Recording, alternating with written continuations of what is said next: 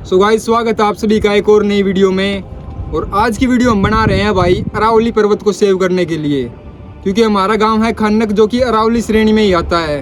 और यहाँ बहुत सालों से माइनिंग का काम चल रहा है, जिसके कारण हमारे गांव के हालात कुछ ऐसे हैं।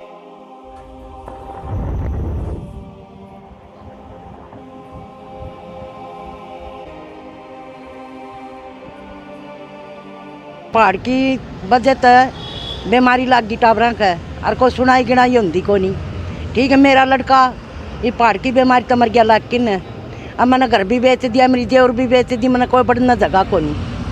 हमारे कोई समाधान होनी चाहिए पूरे गाँव में भाई ये बीमारी की। भाई सबके लड़के बीमार हूँ से बीमारी की। मेरे गांव में जी 70% लोग बीमार हैं। टीबी के हैं जी, सांस के हैं, और ये कैंसर के होने लगे जी। मैं आप खुद टीबी से तो बचाव हो गया, कैंसर ग्रस्त हूँ जी। और मेरे नाक से इसे प्रदूषण की वजह से मेरे खून नहीं डटता, 9 तारीख से चल रहा है। डॉक्टर के पास जाता हूँ या कोई इतनी बढ़िया कोई हमारे पास न सुविधा, और गरीब होने के कारण बड़े हॉस्पिटल में न जा सकते जी।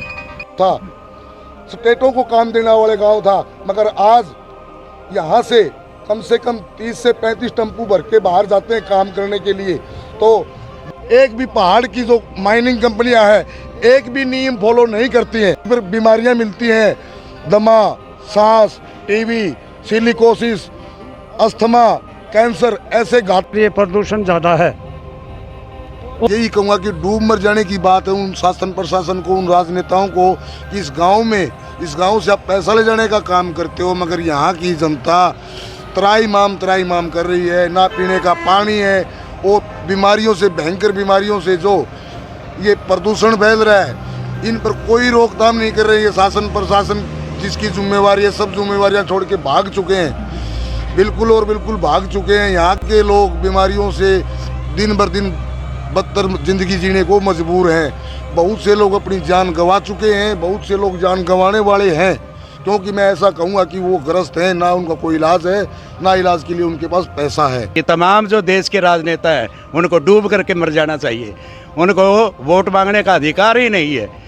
78 साल के बावजूद जो है ना, वो पानी की समस्या है, पीने की। जो आने वाली जनरेशन है वो ग्रस्त ही पैदा होगी, इन बीमारियों से ग्रस्त ही पैदा होगी। इस गांव के अंदर इतना भयंकर प्रदूषण है, जितनी भी कोई भी खनन कंपनी है, उनको ताक पर रखकर हमें मतलब सिर्फ और सिर्फ मौत देने का काम कर रहे हैं। तो सिर्फ और सिर्फ अपना घर भरने के लिए इन लोगों की जान के पीछे पड़े हुए हैं। जितने के प्रदूषण के कारण बीमार हो रही है, टीबी, दमा, सांस, सिलिकोसिस, उन मुआवजा दिया जाए। सर हैं जो गुर्दे तो भाई प्रदूषण ने घेर रखा है। गांव खन्नक वाले को सीधा बोले तो जीने का अधिकार ही नहीं है, जीने का अधिकार छीन लिया गया है। और हवा की बात करें तो इतना तो प्रदूषण है, रोड के ऊपर देख लियो जाके न, बाइक के ऊपर लिखा कौन सा आम आदमी पर भाई, जो बड़े सेठ समय तो बेचारे गाड़ियाँ में होंगे तो प्रदूषण दिखा को नहीं। आम आदमी भाई मुश्किल तो एक मोटरसाइकिल खरीद सके है, और वो रोड के ऊपर लिकड़ नहीं सकता। ठीक है, और पीछे 1.5-2 साल धरना चल लिया, आमरण अनशन चल लिया, 9 दिन भूखे मरे, जान पर खेल गए युवा बालक। अधिकारी जाते हैं फैक्ट्री वालों से, क्रेशर वालों से पैसे अपनी जेबों में अटके और अपनी जेबें भरते हैं। अगर हमारी मांगे पूरी नहीं करते तो हमें आत्मदाह करने की अनुमति दे। हम 2018 से हमने आमरण अनशन किया, और अब 73 दिन हो गए धरने को, जो धरना चल रहा है। ये जो बीमारियां पनप रही हैं, सिलिकोसिस जैसे कि दमा, अस्थमा, इनके कारण जो गांव के अंदर बीमारियां बनी हुई हैं, उनके लिए निजी अस्पताल होना जरूरी है गांव के अंदर। ये एसडीएम ऑफिस में आज को नहीं, आज तक कई साल पहले आने लगे थे, लेकिन गांव खन्नक की भाई कोई सुनवाई नहीं होने लग रही।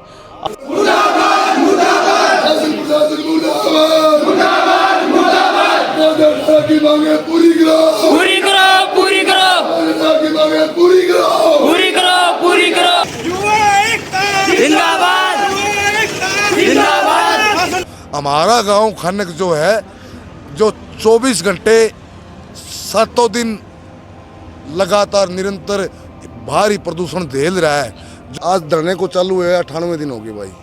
तो धरने कि यहाँ से सिर्फ और सिर्फ कमाने का काम करते हैं, लूटने का काम करते हैं। तो 2018 के अंदर हमने जो मांगे की थी, वो मांगे उस टाइम हमें ये बोल कर उठाया गया था कि ये मांगे जो हैं आपकी अलग अलग विभागों को भेज दी गई हैं और इन पे सुचारू रूप से काम कर दिया गया है, मगर धरातल पर एक पर भी कोई काम नहीं किया गया है। जब को बुलाया गया था कि 100 प्लस दिन हो चुके हैं धरने के। सो गाइस, आपने देख लिया हमारे गांव के हालात कुछ ऐसे हैं। अगर आप भी अपने क्षेत्र में अरावली को नहीं बचाओगे तो आपको होगी बहुत सारी समस्याएं। समस्या नंबर 1, पोल्यूशन। पोल्यूशन के कारण हमारे गांव में इतनी बीमारियां फैल चुकी है, टीबी, दमा, कैंसर, सिलिकोसिस। यहाँ के लोग बीमारियों से बुरी तरह से पीड़ित है भाई। पोल्यूशन के कारण हमारे गांव में स्किन प्रॉब्लम, एयर प्रॉब्लम होनी स्टार्ट हो चुकी है। छोटे छोटे बच्चों के बाल सफ़ेद हो चुके हैं। आप पोल्यूशन देख सकते हो हमारे गांव में इतना हो चुका है भाई। पीछे 5 किलोमीटर दूर तो शाम की पहाड़ियाँ यहाँ से दिख नहीं रही भाई। दिखाओ कैमरामैन एक बार दे लो भाई, 5 किलोमीटर दूर है, दिखाई नहीं दे रहा साफ। पोल्यूशन के कारण भाई बहुत ज़्यादा सांस लेने में दिक्कत होती है हमारे गांव के लोगों को। भाई भारी बस्टिंग के कारण जो बारूद है वो हमारी हवा में फैल चुकी है भाई। अपनी खेती और अपनी जमीन भाई बिल्कुल बंजर हो चुकी है। अब पानी पूरा प्रदूषित हो चुका है भाई पोल्यूशन के कारण। भाई पीने का पानी भी नहीं है बढ़िया, और खाने के लिए भाई अनाज भी बढ़िया नहीं मिल रहा हमें। जैसा कि सुप्रीम कोर्ट ने अरावली की नई डेफिनेशन बताई है, जिसके अनुसार 100 मीटर से ऊंची वाली पहाड़ियों को पहाड़ियाँ माना जाएगा, नीचे वाली को पहाड़ियाँ नहीं माना जाएगा। ये कैसा लॉजिक है भाई? इसका मतलब कल को आप ये नियम बनाओगे, जो 5 फुट से नीचे का आदमी उसको आदमी नहीं माना जाएगा, जो 50 किलो से कम का आदमी उसको आदमी नहीं माना जाएगा। यह कोई लॉजिक वाली बात थोड़ी है। पर्वत तो पर्वत होते हैं, वहाँ जानवर रहते हैं, जिसके कारण हमारे पेड़ पौधे होते हैं, वहाँ वर्षा होती है।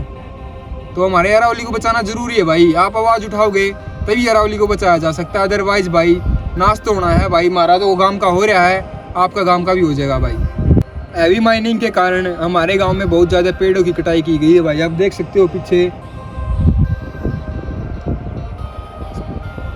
इतनी ज़्यादा पेड़ों की कटाई के कारण हमारे गांव में ऑक्सीजन की कमी हो चुकी है और सांस लेने में फिर से प्रॉब्लम हो रही है भाई। अगर अरावली नहीं बचाओगे तो वहाँ पे रहने वाले जानवर कहाँ जाएंगे?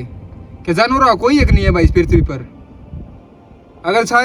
वैसे तो सरकार बोलती है कि हमें जानवरों को नहीं मारना चाहिए, अगर कोई एक हिरण मार दे तो उसको सज़ा हो सकती है, लेकिन वहाँ पे रहने वाले जानवर कहाँ जाएंगे? इस बात का जवाब दो। सुप्रीम कोर्ट की नई डेफिनेशन के अनुसार 11,000 पहाड़ों को भाई पहाड़ी नहीं माना जाएगा, उनको काट दिया जाएगा, जिसके कारण राजस्थान में जितना भी थार मरुस्थल है वो उड़ के हरियाणा, दिल्ली, उत्तर प्रदेश में फैल जाएगा, जिसके कारण वहाँ की भूमि बंजर हो जाएगी, वहाँ भी रेगिस्तान बन जाएगा। अगर भाई अरावली की पहाड़ियों को काट दिया जाएगा तो वहाँ से निकलने वाली नदियाँ खत्म हो जाएगी और वहाँ सूखा पड़ जाएगा। प्रॉब्लम इनको नहीं होगी भाई जो कंपनी के मालिक हैं, ये कहीं बाहर रहेंगे। प्रॉब्लम उन वहाँ के लोकल लोगों को होगी जिनके वहाँ पे खेत है, खेत में फसल नहीं होगी, भूखमरी की स्थिति पैदा हो जाएगी। तो भाई आप ज़्यादा से ज़्यादा अरावली को बचाने के लिए आवाज़ उठाओ। जलवायु परिवर्तन। अगर अरावली के पर्वतों को काट दिया जाएगा तो जलवायु में बहुत ज़्यादा परिवर्तन देखने को मिलेगा। गर्मियों का औसतन तापमान 5 से 6 डिग्री बढ़ जाएगा, जिसके कारण आप देख सकते हो आज 25 दिसंबर है और यहाँ भाई सर्दियाँ होनी बंद हो चुकी है। 25 दिसंबर के दिन पहले इतनी सर्दियाँ होती थी और आज हम शर्ट में बैठे हैं। ये जलवायु परिवर्तन का नतीजा भाई। और गर्मियों में घर से बाहर निकलना आपका मुश्किल हो जाएगा। पॉइंट नंबर 8, संस्कृति। अरावली भाई एक संस्कृति का पार्ट है, क्योंकि अरावली के ऊपर कितने सारे किले हैं, धरोहर है। अगर अरावली को फोड़ दिया जाएगा तो वे किले अपने आप समाप्त हो जाएंगे और वहाँ का टूरिज्म बिल्कुल ख़त्म हो जाएगा भाई। लोगों के पास रोज़गार नहीं रहेगा, रोज़गार नहीं रहेगा तो लोग खाएंगे क्या भाई? तो आज की वीडियो हमारी थी अरावली को बचाने के लिए। अगर आपको वीडियो अच्छी लगी तो वीडियो को लाइक करो या मत करो भाई, वीडियो को शेयर ज़रूर करना भाई, ताकि लोगों को अपनी आवाज़ उठा सके और अरावली को बचाया जा सके और हमारी जलवायु को बचाया जा सके, हमारे कल्चर को बचाया जा सके। Thank you. सेव अरावली।